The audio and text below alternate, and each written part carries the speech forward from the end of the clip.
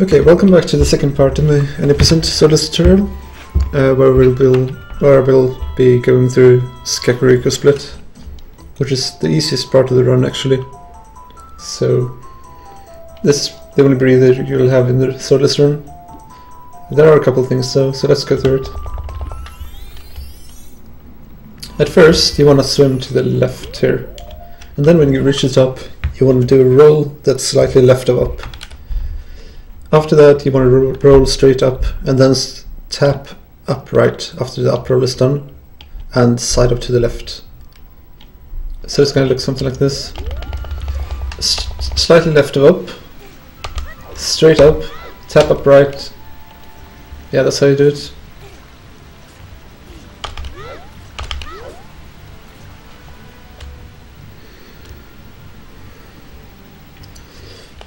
And if that happens you have too much left of up at the start, just don't overdo it. Better to be a bit more straight. So a bit left of up, straight up, upright and then slide up left. And then you just swim down the river. You don't need to care too much about this guy. It doesn't really matter if you get hit or not. It's only like a frame or two. So you learn how to dodge him, but it's nothing serious. Okay. And here we go, red rupee strat. For the red rupee with swordless, it's actually a bit easier even than with sword, in my opinion. You just want to hug this wall a bit and try to get a straight angle down the river. And then you want to hold up left and hold C target. And then when you hear the third rupee, when you hear dum for like the rupee sound, pretty much there you want to release Z and just keep holding up left. And it depends slightly on which angle you get down the river, but let's say you get a parallel one. I'll show you. So, parallel down the river, hold C target. Since I'm slightly right to parallel, I should be letting go slightly before I hear the rupee sound finish. There we go. So, after that, you want to tap up. You want to make sure that the B button is anywhere close to the center on that wall over there. Or on the seam. Like this range is pretty big, you can be anywhere from here to here. And then you want to side up to the right and hold down. And you'll get it every time. Hold down is very important though. Then you just want to hold down here a bit to grab this final rupee. For the ending part here, you do want to do a jump slash to get a 0 velocity entry into the cutscene if you can, or into the loading zone. It's slightly faster, not too big though, a deal. You just pull out the stick, look for the black texture that Link's arm is at, and you just jump slash from that.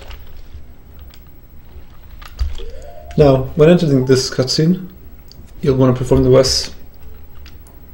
Wes is performed simply by, like, with the 0 velocity, you just hold down, advance a few, let him walk a few frames, and then C target, and then jump side up to the right.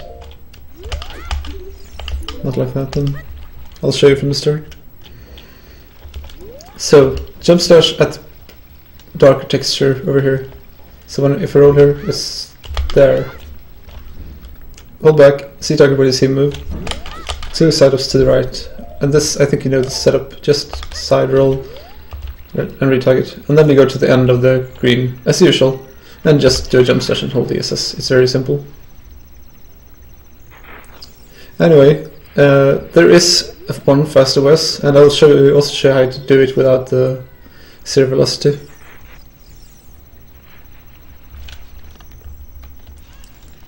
If you don't get the 0 velocity, let's say you failed, just hold back, make a full roll.